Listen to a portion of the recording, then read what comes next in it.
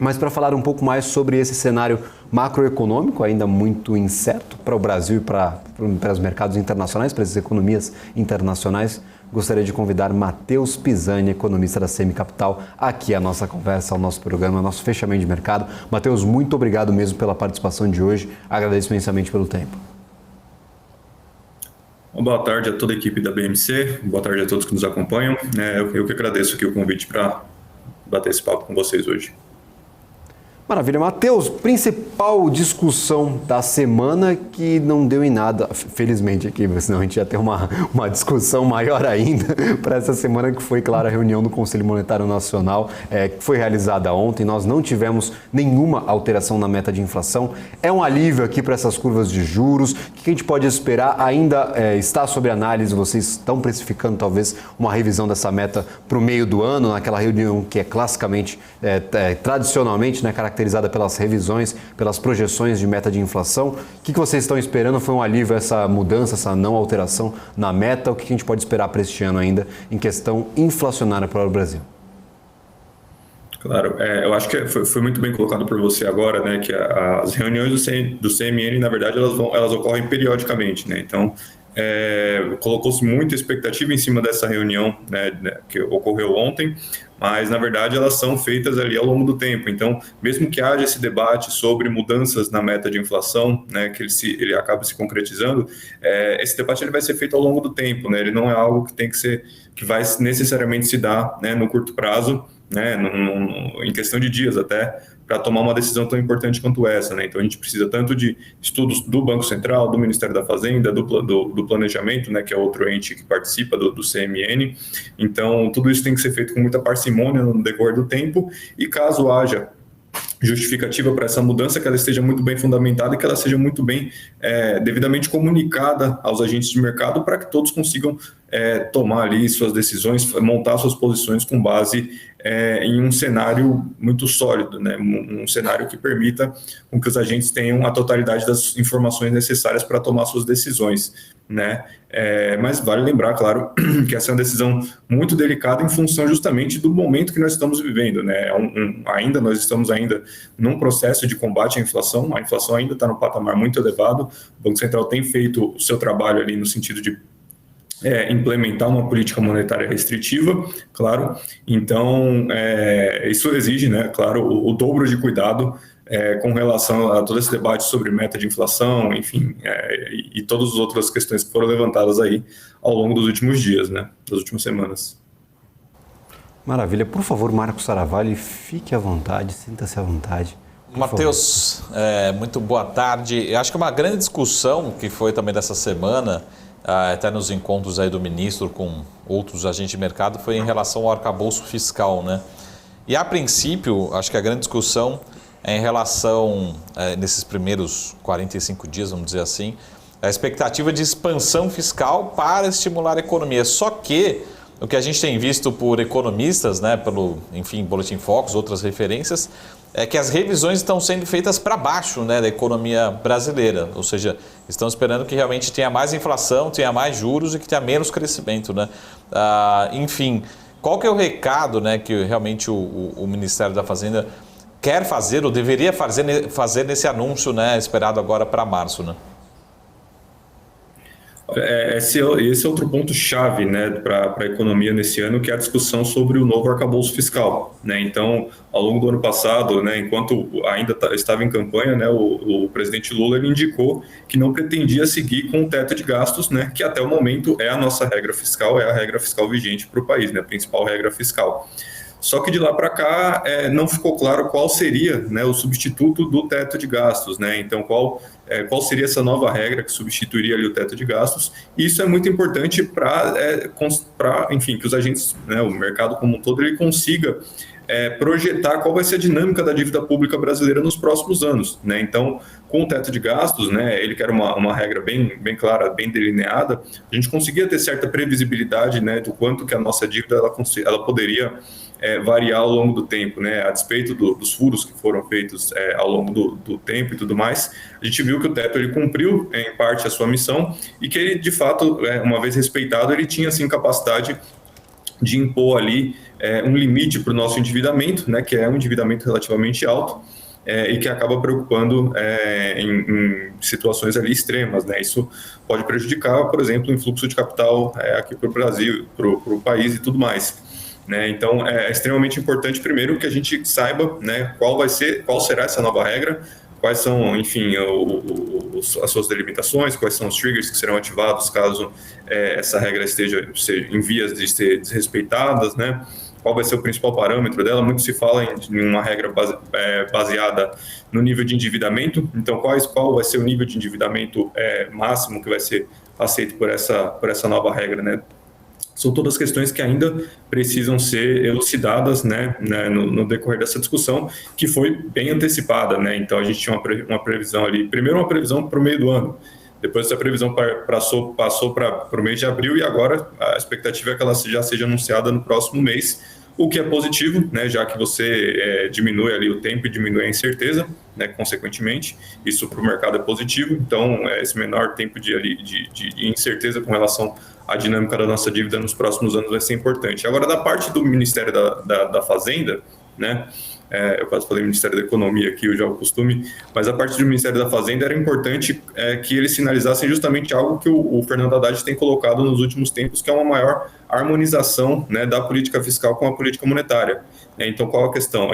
Nós vivemos um período de política monetária restritiva e ela deve perdurar aí pelo menos até o final desse ano, né? Tem todo esse debate sobre a possibilidade de corte de juros, né, no segundo semestre, enfim, se vai ser ali no terceiro trimestre, no quarto, mas fato é que mesmo que esses cortes eles sejam feitos, a nossa taxa de juros ainda vai terminar o ano num patamar muito elevado, né, principalmente quando a gente compara ali mesmo com nossos pares, né, os mercados emergentes. Então, é importante que a política fiscal ela caminhe nesse sentido também, para que você consiga potencializar os efeitos da política monetária e proporcionar, né, um maior controle, né, uma maior estabilidade dos preços, para que a gente consiga cortar mais essa taxa de juros no futuro e voltar a estimular o crescimento do país, né? Como você colocou bem, a gente deve ter um crescimento mais baixo, sim, esse ano, né?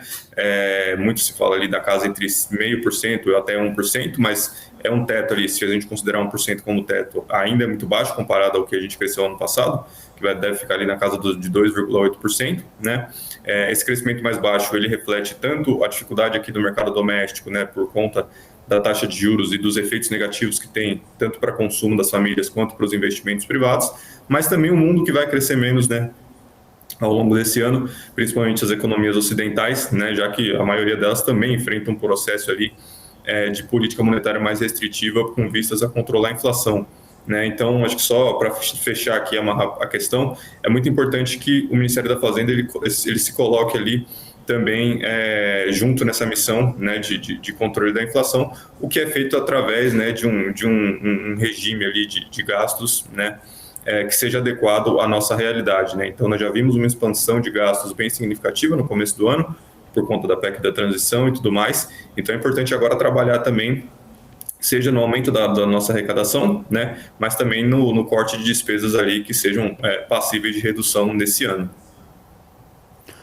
Maravilha. Inclusive, a gente fica falando muito sobre a economia norte-americana, economia em outros países do mundo, e relacionando a inflação com alguns dados que o mercado gosta de reagir ou positivo ou negativamente. Então, sai dado de emprego nos Estados Unidos, se vier muito acima do esperado, como foi o que aconteceu na última divulgação, 500 mil empregos criados, aí o mercado fica um pouco nervoso, porque automaticamente esses empregos, esse mercado de trabalho muito forte, pode fazer pressão sobre a inflação. Ou talvez as vendas no varejo, que saíram nesta semana, vieram acima das projeções, possam também representar que na próxima divulgação a gente tenha uma alta na inflação, por conta dessa alta demanda que o mercado está apresentando para o varejo. Aqui no Brasil, o que a gente pode ter como base para fazer esse mesmo tipo de cálculo? A gente deve olhar para desemprego ou taxa de emprego no Brasil, a gente deve olhar, por exemplo, para as vendas no varejo, lembrando, o varejo, pelo menos nesse último trimestre de 2022, no último ano, no último mês, foi um varejo bem fraco, bem abaixo das expectativas, frustrou o mercado.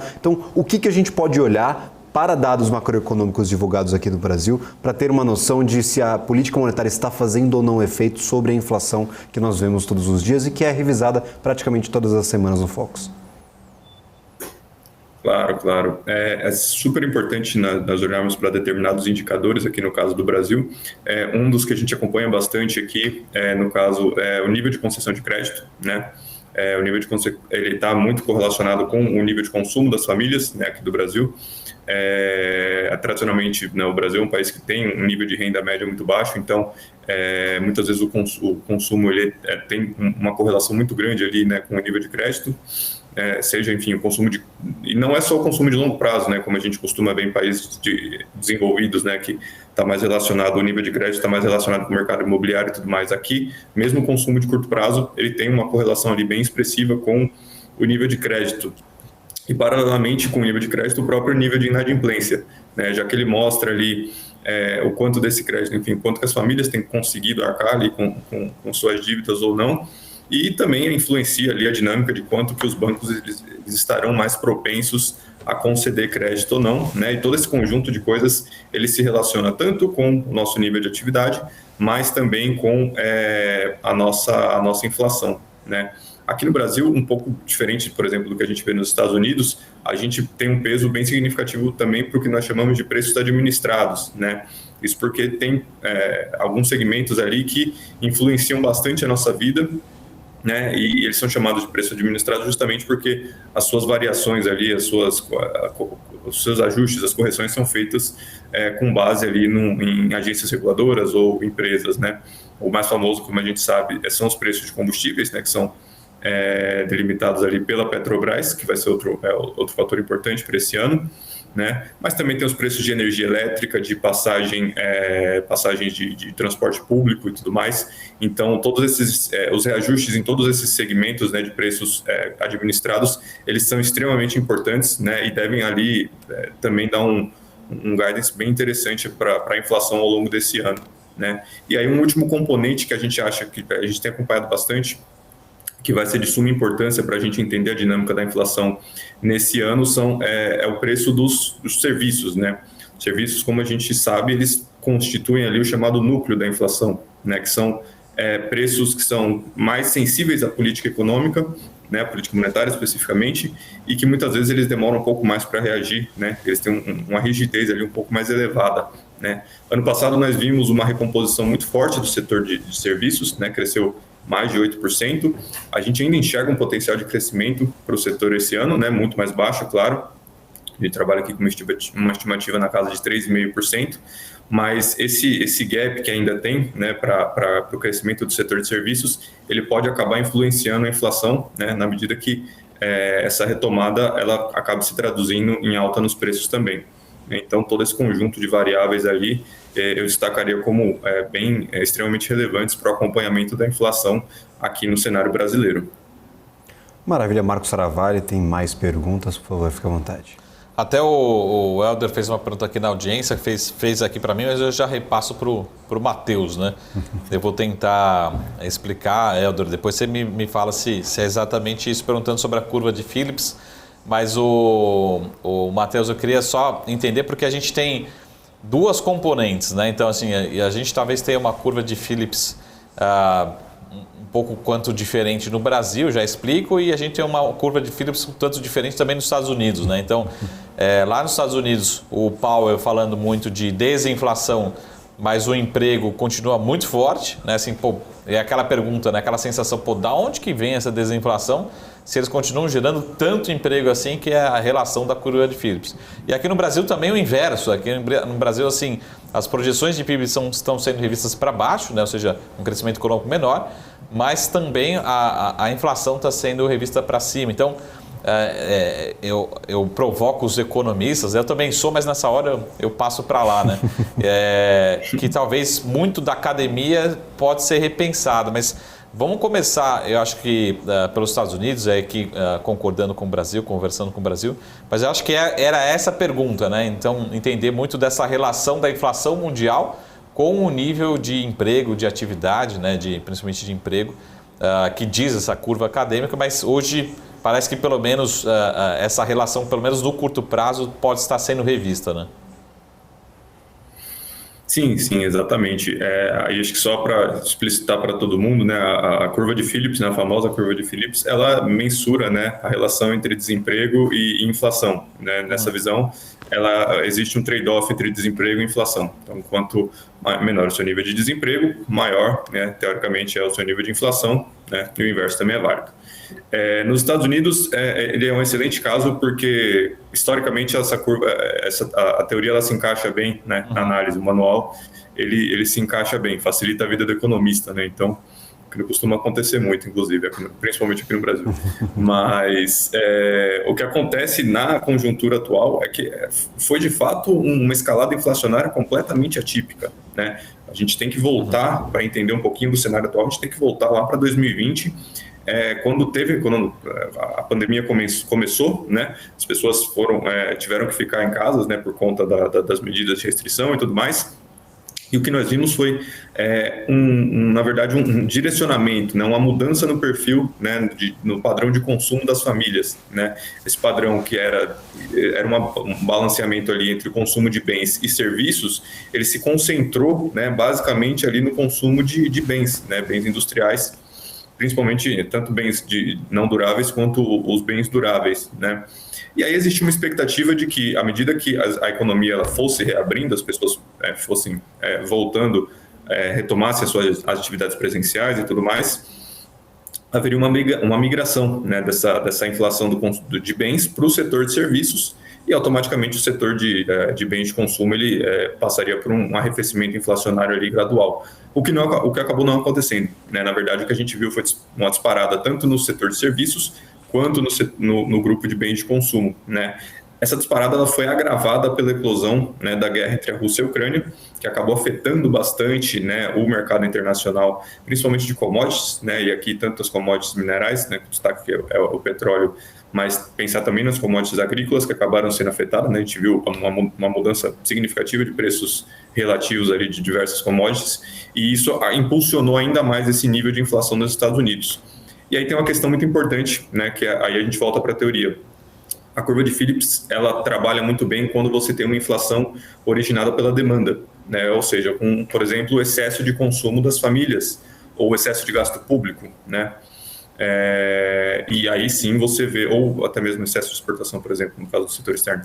E aí você vê sim que você consegue controlar melhor, à medida que você aumenta o seu nível de desemprego, você reduz essa pressão por parte da demanda. O problema é que essa relação não contempla esses choques, né, que nós chamamos de choques de oferta, tá? E aí a gente vai falar inclusive disso quando a gente tratar de Brasil, mas o choque de oferta ele acaba sendo algo que você tem que conviver com ele e naturalmente ele acaba se ajustando ali na economia, né? Quando você tem um problema de oferta um pouco mais grave, como a gente viu aqui no Brasil, aí sim você tem que trabalhar nesse lado de oferta, proporcionar uma expansão e tudo mais. Mas o choque ele é um pouco mais difícil porque a política monetária ela não tem uma ação, né, expressiva sobre ele. Então, e eu acho que é mais ou menos essa situação atual, né, da economia dos Estados Unidos. Então, eles viram principalmente o preço dos combustíveis cair bastante nas últimas divulgações, né? E isso é resultado desse arrefecimento dos choques. E agora a gente vai começar a ver uma relação ali um pouco mais parecida com a curva de Phillips, né? Nessa questão de aumento do desemprego e, consequentemente, um controle maior da inflação, né? A gente acompanha bastante um documento divulgado pelo Fed todo mês, que é o livro Bege. O livro Bege ele faz uma análise dos 12 principais distritos, né, dos Estados Unidos, em termos econômicos, claro. E o que a gente tem visto nas últimas divulgações é que a maioria dos distritos, né, eles classificam o crescimento em um patamar ali de 5 categorias diferentes, né? Então você tem um crescimento mais robusto e isso caminha até uma retração propriamente dita, né? E o que a gente tem visto nas últimas divulgações é que de um crescimento mais robusto por parte de praticamente todos os distritos, eles estão caminhando gradualmente ali para um cenário ali de crescimento muito baixo e até mesmo uma retração, né? Então, a política monetária ela tem um efeito defasado sobre o conjunto da economia, mas acredito que esse efeito ele já está sendo sentido ali, claro que aos poucos na economia dos Estados Unidos, e esse ano de 2023 acho que a teoria ela volta a ser válida para a realidade lá dos Estados Unidos. Maravilha, Matheus. Espero que tenha ficado claro aí para o Helder que tinha perguntado. Fora a aula de MBA de exato. economia aqui. Exato, essa aula na nossa programação, o pessoal tá nervoso aqui, fala, eu quero saber da curva de Phillips, pelo amor de Deus, Gabriel, pergunta para o Matheus, perguntado e respondido. Eu agradeço imensamente pelas sugestões de perguntas, inclusive no nosso chat, sempre participem aqui para tirar essas principais dúvidas. E agora eu gostaria de agradecer imensamente Matheus Pisani, economista da Semi Capital, por essa aula, como o Marco mencionava, por essa participação de hoje. Muito obrigado pela conversa. Um ótimo final de semana, não sei se vai ficar para o feriado também, mas um bom carnaval a ti, Matheus. Para vocês também, para todos que nos acompanham, também super agradeço as perguntas, agradeço esse tempo para conversar com vocês e até uma próxima.